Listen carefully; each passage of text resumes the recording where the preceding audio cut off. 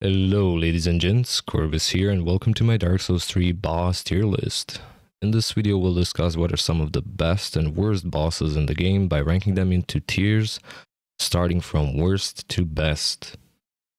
And number 25, we have the bottom of the F tier, HALFLIGHT Spear of the Church. Should I say HALFLIGHT Spear of the F tier. This is one of 4 boss fights in the Ring City DLC. HALFLIGHT is the last guardian of Princess Eleanor, daughter of Gwyn. There's a small dialogue judicator Argo, who you meet upon entering the arena. You can either kill him or not, it's up to you. But after some time, one of Painting Guardians will be summoned and soon after, HALFLIGHT will follow. So you want to kill the Painting Guardian before HALFLIGHT arrives. He's quite easy to defeat if you don't fall for his ritual spear attack that can be quite dangerous if it catches you off guard, and that can get you easily killed. Overall, this boss is not that memorable. Nothing feels special about it and it feels like you're just having a random PvP fight. In addition that it's such a late game boss, deserves a spot at the bottom of the list. There we go.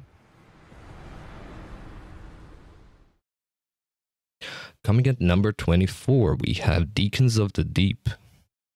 This boss fight is pretty straightforward. It's a game of hot potato, as upon entering the arena you will see a bunch of deacons who will throw magic at you.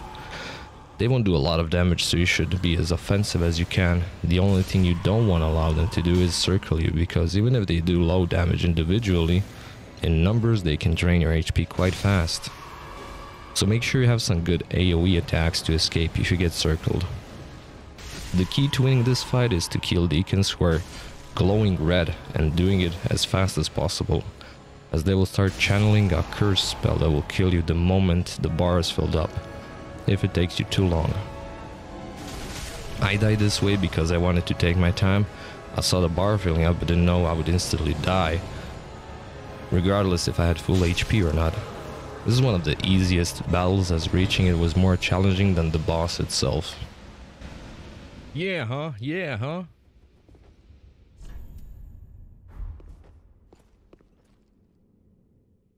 Coming in number 23, we have Crystal Sage. Crystal Sage is one of those fights where you just go full charge and slash away. After some time, this boss will start making illusions and you gotta run around from one to another to try to figure out which one is real. And this kind of reminds me of Pinwheel from Dark Souls 1. It was one of the easiest boss fights in the game for me, and that makes it place so down on the list.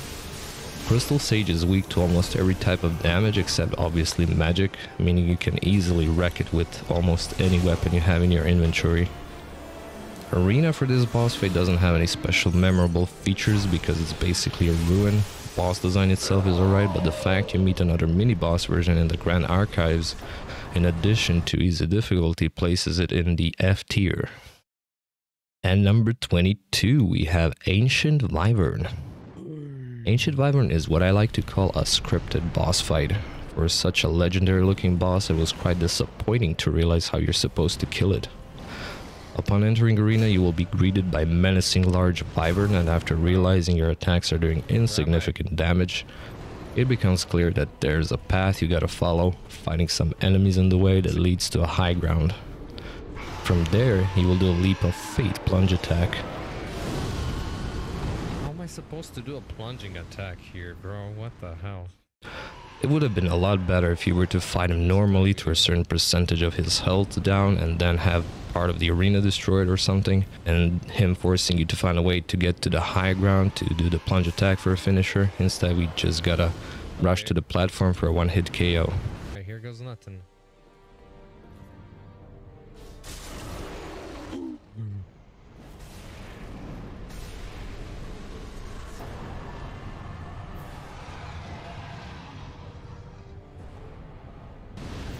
Honestly, the Chainblade guy is the real boss here. There we go. We living.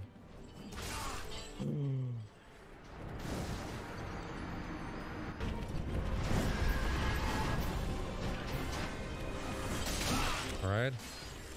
Come on, man.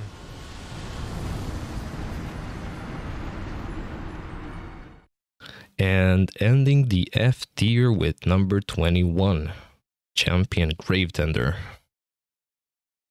One of the 2 boss fights in Ashes of Arian Dell DLC, you arrive at this amazing looking arena wondering what kind of majestic beast or menacing enemy you will fight. And this guy pops out with a couple of wolves. Once you get his HP around 50%, which shouldn't be a problem, a knockoff Sif will appear, so make sure you finish the Sea Gravetender before Big Wolfie engages you too. Overall, it's not a hard fight. The boss design is really underwhelming for a DLC boss because not only it feels like normal NPC invader or PvP fight in the first part, second phase is just a knockoff Sif from Dark Souls 1.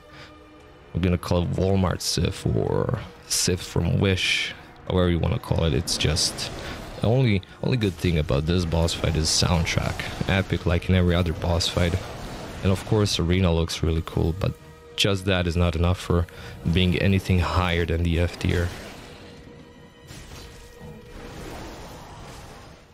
Starting the D tier with Curse Rotted Great Wood at number 20. One of the early game bosses a player encounters. This boss is weird, and here's the reason why. You're fighting a giant cursed tree with a huge nuts, positioned in a proper area too, as weakness. Early fight should be a breeze. It is recommended to kill the hollows before fighting the tree for even easier fight. Second phase will have you both fall down into a pit full of skeletons. Here the boss will transform and a large arm will emerge out of its body that can pick you up and slam you to the ground, doing a lot of damage in the process.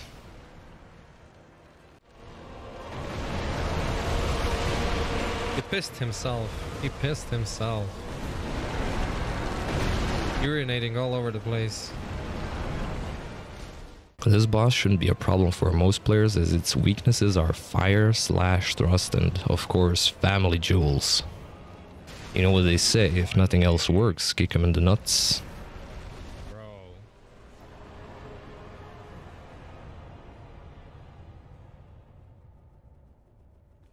We got it.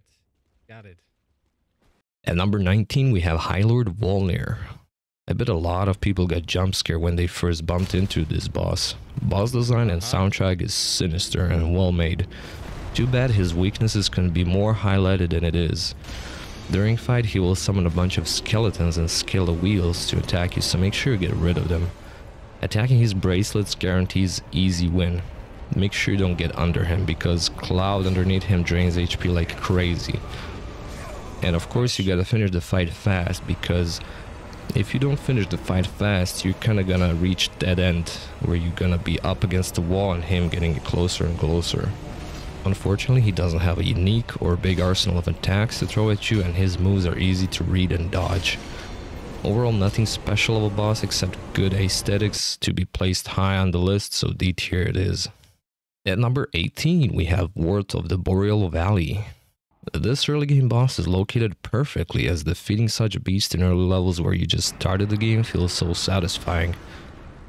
WORDT is an armored big dog beast armed with a frost great hammer. Battling him could be quite the challenge as he has a lot of resistances and aggressive moveset. His cool design, attacks and early placement as one of the beginning bosses on your journey earns him higher placement than the previous ones. I like the aesthetics of this boss, and you will meet a couple of them in smaller version throughout your journey. Oh shit. Starting the C tier at number 17, we have Iudex GUNDYR. Lore time. Iudex means judge in Latin, so basically Iudex or Judge GUNDYR is positioned here to test Unkindled to see if they are worthy of linking the flame. GUNDYR is first boss in Dark Souls 3. This boss will test some basic mechanics you will need on your long journey. During his first phase, he's using his halberd, and after getting him around 50%, he might grossly surprise you as he mutates into Abomination of Abyss. In this phase, he has increased range and speed, so be careful how you approach him. I gotta say, this is my favorite first boss in the whole Dark Souls trilogy. Proms have really outdone themselves by creating this tutorial boss because it has a good looking arena, boss design is well made, and it's a really well made introduction to Dark Souls 3. Gotcha. Coming in number 16, we have Old Demon King.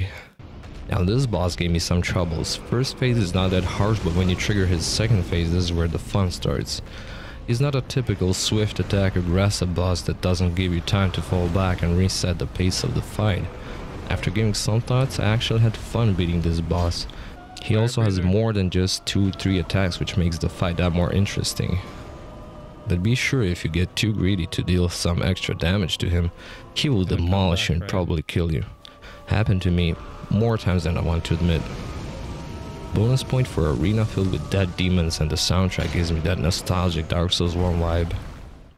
Coming in number 15, we have Osiris the Consumed King.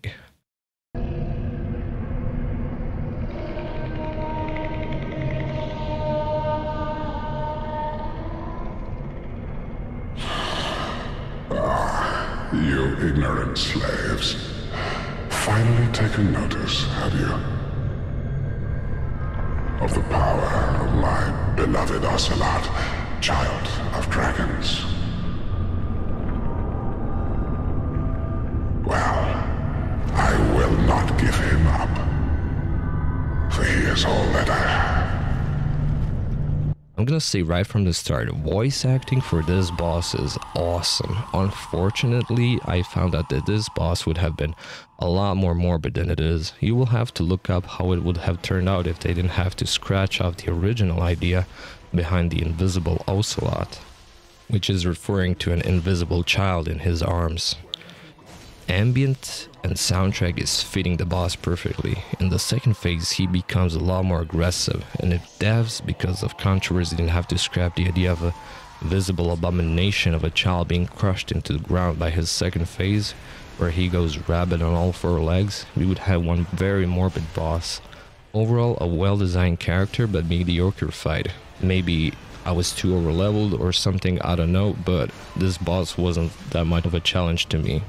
Maybe if he had a second transformed phase, that would be a lot more difficult, would place it higher on the list.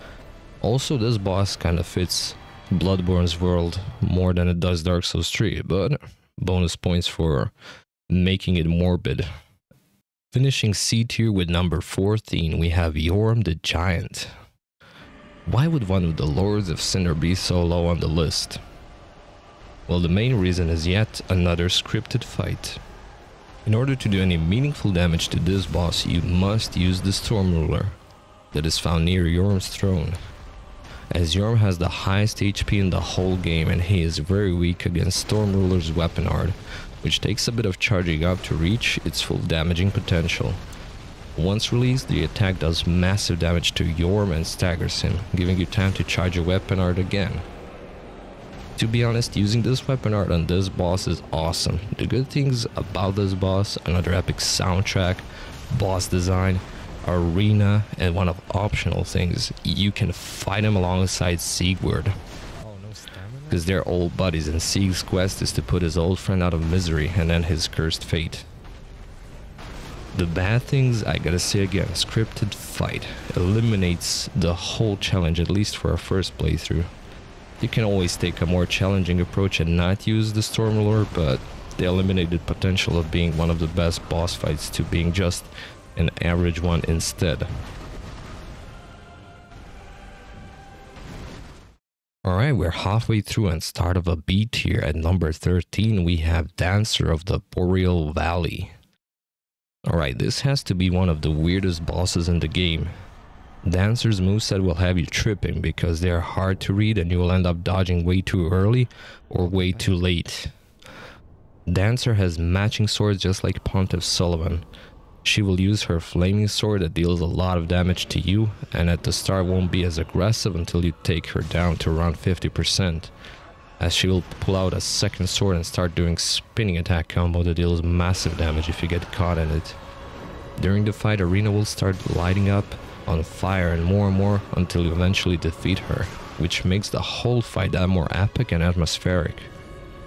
Even though I was frustrated by Dancer's moveset, I gotta say it's unique looking boss and well deserving of higher place on the list. Number 12, we have Demon Prince. As part of the Ring City DLC, this is the first boss fight and quite a challenging one. Right after dropping down into Arena, you get to fight Demon in Pain and Demon from below. Yes, 2 demons at the same time. This fight will test out your skill of multitasking as 2 demons team up to beat your ass. One of the priorities should be focusing one demon and bringing him down first and turning the tides of battle into your favor. One demon will be more aggressive, which is indicating by glowing fire emerging out of his cracks on his body, while the other will chill unignited and trying to poison you with ranged attacks. At some points both demons will get into more aggressive mode, and for the time being you should just avoid them until they have to get a cooldown. After you kill both demons, second phase will start and Demon Prince appears. Special thing about Demon Prince is that he will have different special attack depending on in which order did you kill the previous demons. I like how you have a lot of space in this arena, and a little fun fact, apparently you're fighting in the ruins of the old Firelink shrine from Dark Souls 1. Overall a cool challenging fight that is true test to your skills.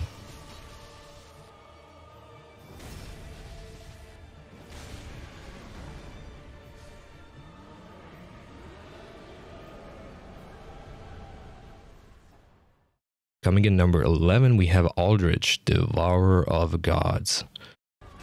Short lore time. You might have noticed similarities between this boss and Gwendolyn, one of Gwen's daughters and boss in Dark Souls 1. Well, ALDRICH is a man-eater beast who devoured Gwendolyn and many others to become this gross beast you end up fighting. He uses her abilities to deliver deadly attacks. Some of them can even kill you in 1 or 2 hits. ALDRICH will try to keep distance and throw sorceries at you, so try to stay close is your best bet. One of his most deadly attacks is a rain of arrows that if you are unaware of, can easily kill you. I fell for it in my first attempt. Having so many Dark Souls 1 references, the fact that you fight in ruined Einar Londo, where you once fought Ornstein and Smough, gives this battle a special feeling. You also get option to buy Smoke's armor set after you defeat him, which might also raise some lore questions about his fate in this story. This boss' only difficulty comes from spamming arrows and throwing sorceries. Other than that, it doesn't deserve anything higher than B tier. Coming in number 10, we have Champion GUNDYR. You probably remember this boss from the beginning of your journey, as he was your first boss in this game, only this time you're in an alternate timeline where he's in his prime strength, and boy he shows it. Arena stays the same except it's pitch black. His moveset on the other hand changes and he's a lot more aggressive and unforgiving. You barely have time to heal up when you have to, resulting in sometimes having to take a hit right after you pop a flask. In addition, after you get a window of opportunity to strike him, he will quite often do a counterattack kick with his leg. This counterattack is very hard to avoid, so you shouldn't get too greedy to drop that 1 extra hit on him, as you will get punished hard for it. Champion GUNDYR is the boss that got me thinking how awesome it is we get to see this boss in his prime, and how fighting some of the bosses would look like if they were in their prime strength, considering some of them are very powerful and challenging to defeat long after their prime time.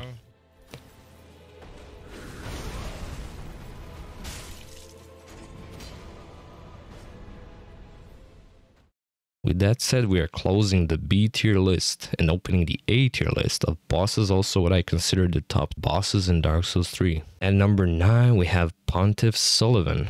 Pontiff SULYVAHN is the type of boss that I would easily see as a Sith Lord. Lore-wise, he definitely marks all the checkboxes to become one. Upon entering the cathedral, you will see him standing there menacingly until you walk up closer to him, and then he activates his lightsabers. I literally felt like I was in the Star Wars universe for a second. Just that introduction alone made me place him in the top 10 and A tier. Obviously he wields 2 lightsabers, greatswords, that are oddly familiar from one of the bosses we mentioned before, the Dancer. Basically these swords mirror dancers and vice versa. Pontiff is also the creator of dancers, so there is a connection to that. His aggressive moves will test your abilities, and his dual wielding sword skills are swift and punishing, so you better avoid getting caught in his combos. At around 50% HP, he will grow up branch-looking wings out of his back, as well as summoning an illusion of himself that will strike you first, followed by the same attack from him second later. Overall, I would say his arena, whole Erythel of the Boreal Valley, as well as his design are all packed up in one epic experience. Honestly, I didn't know at that time he had such huge impact on everything that happened in Anor Londo and with some of the characters you meet on your journey.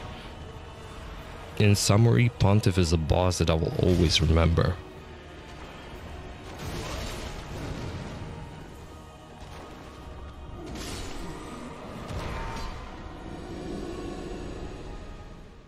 At number 8, we have Twin Princes.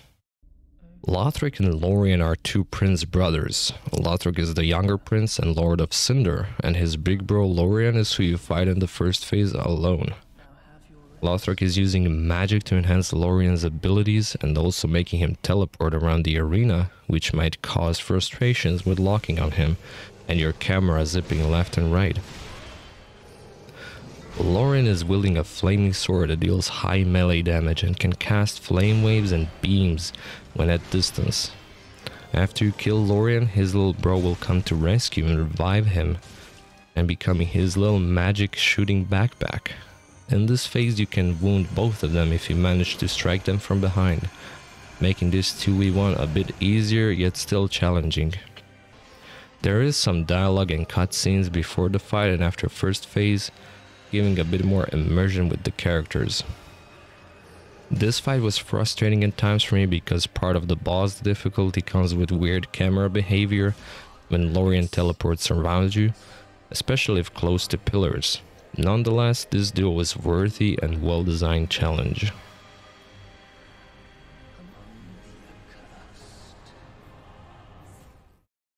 At number 7, we have DRAGONSLAYER ARMOUR.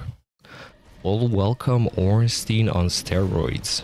If Ornstein went with full strength build instead of Dex, this is what he would look like. Just look at that armor, bro. Though this is not Ornstein, the similarities in the armor and lightning attacks are awesome, but this boss is complete opposite of Ornstein. Instead of using spear, this boss uses a great shield and electrified great axe. Weirdly enough, sometimes he attacks more often with his shield than with his great axe, which can catch you off guard quite often. The whole presentation of this boss along with his aggressive moveset is what makes it so high on the list, as well as reference to one of the most iconic bosses since Dark Souls 1. He also appears as mini-boss in the Ring City DLC, where you can have another rematch against him. A very memorable boss indeed, and closing boss of the A tier. Ooh, bro. Opening S tier with no other than the Abyss Watchers at number 6. Whoever is a fan of Artorias from Dark Souls 1 will definitely put this boss fight as one of their most favorite ones.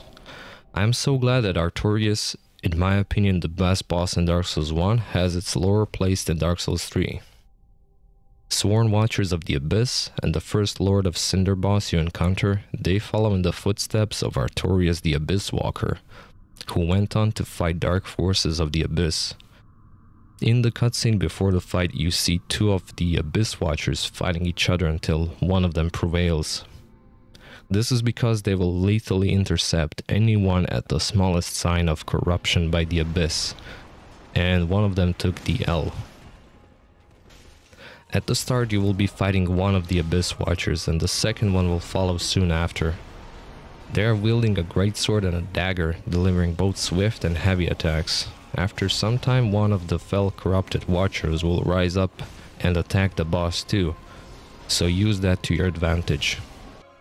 After you kill him for the first time, a short cutscene will start and he will rise up again in such a badass way.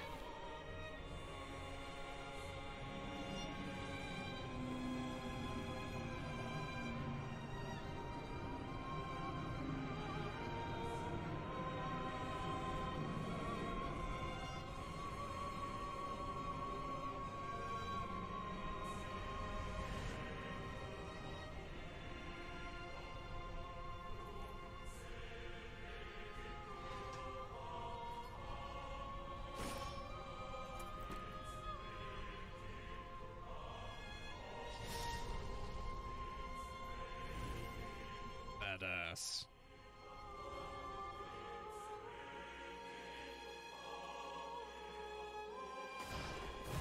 At the second phase, it gets more challenging as you continue a 1v1 fight against the buffed Abyss Watcher, who buffs the greatsword with fire and overall gets deadlier attacks and more range on his attacks. For the best experience, I recommend not to summon, as summons allow you way too many openings on them, making this fight a lot easier. Overall, this is one of my favorite and most coolest boss designs, combined with one of the most iconic lores in the Dark Souls universe. Also, after you defeat them, you can get their weapon, which has one of the coolest weapon arts in the game. We have entered what I consider the top 5 bosses in Dark Souls 3, and at number 5 we have Dark Aether Midir. One of the most epic looking dragons in the game, fairly deserves its place in the top 10 and an S tier. You will see him a couple of times during your journey, even encountering him at one point. He is an optional boss and you gotta find hidden path towards him, but once you find him you will enter a giant mystic cave looking arena, fitting of such magnificent beast. Unfortunately, Midir is a dragon who has been corrupted by the Abyss and uses dark powers and attacks against you. Personally, I enjoy this fight as he has large HP pool and 2 phases. His attacks range from melee sweep and body dash attacks to a Godzilla-like beam fired from his mouth that insta-kills you on contact. Oh my god. He can be challenging to defeat due to his high damage large AoE attacks, and I would love to see more diverse move from him, including ability to fly over the map, which would make this fight even more epic, but I'll take what I get, which is a proper dragon fight near the end of the game. Also, I would like to say that this is the best dragon fight in the Dark Souls trilogy. At number 4 we have Sister Frieda. This has to be one of the hardest boss battles I ever fought in Dark Souls trilogy. It is only the flame quivering at misguided ash. This fight has not one, Return from whence thou not 2, Yeah. GG. but 3 phases. I was blown away literally when I saw that there is 3rd phase to this fight. Okay. I thought that was over. Sister Frieda uses Scythe and has swift and deadly moves. In the first stage she's a bit more passive until you get her down to low HP, then she will do her best to land a shot on you before you kill her for the first time. Best way to deal with her is to aim for backstabs after dodging her attacks or parrying. After you kill her, Father Ariandel will go into rage mode, banging his huge fire pot on the ground, reviving Sister Frieda and starting phase 2 where you fight both of them, only this time they have shared HP. Father Ariandel will charge in linear path, banging his cereal pot into the ground because he wants to take all your Cheerios. His attacks are slow and easy to avoid, but punishable if you get caught in them, as Sister Frieda will spam her frost attack and heal him from time to time. Best way to deal with this is attacking Father Ariandel, as he takes more damage and is easier to kill. Once you deal with that, both of them will fall down. Moments after, Sister Frieda reveals her power of Black Flame, and that's the 3rd and final most difficult phase of the fight. Almost every attack in this phase will deplete most of your HP, making your flasks deplete fast. You gotta be very precise in this phase, as mistakes can punish you with one-shot kills from her. No way. As thy kind always have. Whole ambient dynamic of this boss fight, as well as moveset and phases, makes this worthy of top 5 and an S tier. I was struggling so hard against her as I changed weapons, tactics and armors for over 3 hours, but nothing seems to work. Until I remembered a good old friend from the past. Cross the gaps between the worlds and engage in jolly cooperation. and I had his armor in my inventory as a token of good fortune and honoring him. Equipped it in the darkest moments of my Dark Souls 3 journey, and next run with the power of the sun I finally defeated her. It took me a little over 3.5 hours to kill her, making her one of the hardest boss fights in the Dark Souls trilogy and one of the most memorable fights in the Dark Souls games. At number 3 we have Nameless King. This was one of the most anticipated fights for me because Nameless King is a mysterious character that caught my attention since Dark Souls 1, as lore says that all traces of him were destroyed and his name was not to be mentioned, hence he's called the Nameless King. He is the son of Gwyn, and if you already didn't notice the obvious, he does look very similar to Gwyn. There is such a rich lore about this boss that it would take me half of this video just to talk about all the facts and theories about Nameless King, but I will leave that for a future video. Representation of Nameless King and his introduction before the fight starts, everything is so well presented that it really gives a player that awesome feeling that a legendary battle is about to start. After you arrive in what I feel like is one of the most unique arenas in Dark Souls trilogy, you're greeted by a sinister Nameless King riding a storm drake in and landing in front of you in a cloud-looking arena with a raging storm all around you. He will fly around throwing lightning bolts and doing sweeping and thrusting attacks with his unique spear-like weapon, while his storm drake will try to burn you alive. After you manage to deplete his health bar, you will end up killing his storm drake, and a short cutscene will appear showing his remorse and anger after his shaking hand will strike the storm drake and absorb its powers. This will be the start of a second phase where he will become much tougher to kill as his HP bar gets harder to deplete. His moveset become much more aggressive. It took me a little over 1 hour to defeat him, but the satisfaction after I did was so freaking awesome. It takes the spot in the top 3 and one of the most hardest bosses in Dark Souls 3.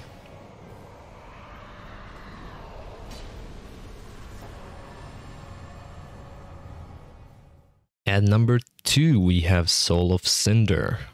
Soul of Cinder is what sparked my interest in Dark Souls. My first sight of this boss was on a friend's stream, and at that time I was stunned how magnificent the whole arena, the soundtrack, the boss fight itself looked like, and I said to myself, I gotta try those games. This looks like nothing I've ever seen before. Now at that time I didn't know that this was the last boss or who he was or anything at all, and I only stayed a short amount of time to say hello and be on my way because I didn't want any spoilers. This was a couple of years ago, and by the time I started playing Elden Ring as my first Souls game and going through Dark Souls 1 and Dark Souls 2, the only thing I could remember was the feeling and impact it had on just witnessing it for that short moment. Soul of Cinder is the last boss fight of the main story, and he is representation of all the people who went on to link the fire, and that is presented by his wide arsenal of attacks. He will use magic, miracles, his Firelink greatsword that can shape into many forms, in which he will use different movesets. He appears as an enkindled, heavily armored knight. In his first stage he will use different fight styles, varying from throwing magic at you to slashing you into pieces with his deadly combos. Once you deplete his health bar, he will recover and his HP bar will refill, and this will start the second stage of the fight, where the soundtrack will change to a soothing one, which you will definitely remember from the final boss fight of Dark Souls 1 against Gwyn, the first Lord of Cinder. Another epic thing is he will also use all of Gwyn's attacks against you in his last attempt to stop you. This gives such a cinematic ending to a game and overall the whole Dark Souls trilogy that will definitely give some people goosebumps like it did to me. Soul of Cinder has to be one of the most memorable and lore-wise one of the most impactful bosses in the Soulsborne games. Finally, at number 1 we have Slave Knight GAEL. Normally if Dark Souls 3 didn't have this boss, Soul of Cinder would definitely take the number 1 spot on this list. We had a lot of cinematic boss fights of epic and legendary proportions. against Nameless King, Dark Eater Medir, Soul of Cinder, and others. But this boss definitely takes the crown on this list. Upon walking into the arena, you will notice that it's the same place you have seen in the introduction video before the start of your journey. Ruins of the whole kingdom, where you can see Lothric Castle and Anorlondo in ruins. The very first scene is also the last place you end up fighting, the last boss of Dark Souls games. Walking up to GAEL would trigger a cutscene that will remind you of intro scene from Artorias the Abyss Walker fight, as GAEL will appear not in his right mind and asking you to give him your dark soul. Oh. Still here. Hand it over, that thing, your dark soul. For my lady's painting. And plunging a dead body onto, just like Artorias did just before the fight. GAEL's moves are very similar, if not the same, as Guts from the Japanese manga called Berserk, which was an inspiration for Miyazaki and his creation of Dark Souls. Throughout the whole fight, GAEL would fight more and more aggressive as the fight progresses. In the first phase, he will move more like a beast than a man. His attacks and combos can be punishing and deadly, so you want to avoid swinging your weapon and hoping for the best. Upon depleting his HP bar, a small cutscene will appear as you make him bleed. Oh. If it bleeds, we can kill it. Is this the blood? The blood of the dark soul.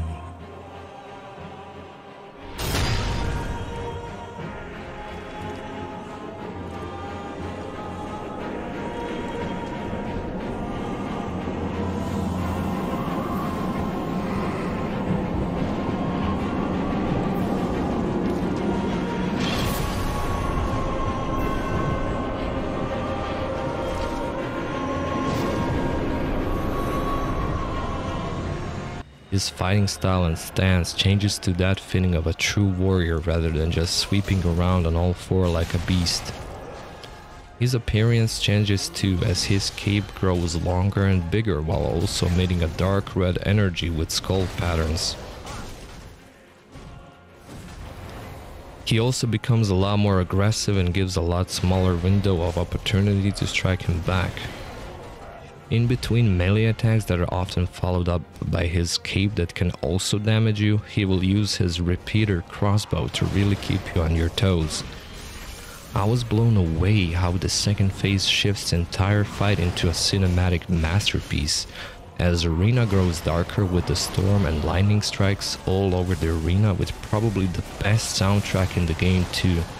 Speaking of arenas, this one is the largest in the game, and what I really loved about it is the fact that where we started the fight and where we ended it gave it such an immersive and epic feeling. FromSoft really pushed the boundaries with this boss fight that will be engraved into my memories forever. Such a masterpiece of epic proportions, and what a glorious way to end the game.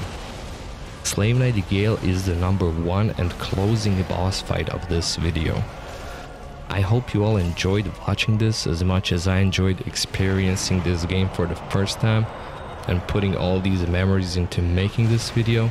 So let me know in the comments below what are your favorite bosses, what bosses you didn't like, and if you like this video, I invite you to give it a like. And if you'd like to see more content like this, you can subscribe to my channel and be up to date with my next uploads. I want to thank you all for watching, and until next time, take care guys.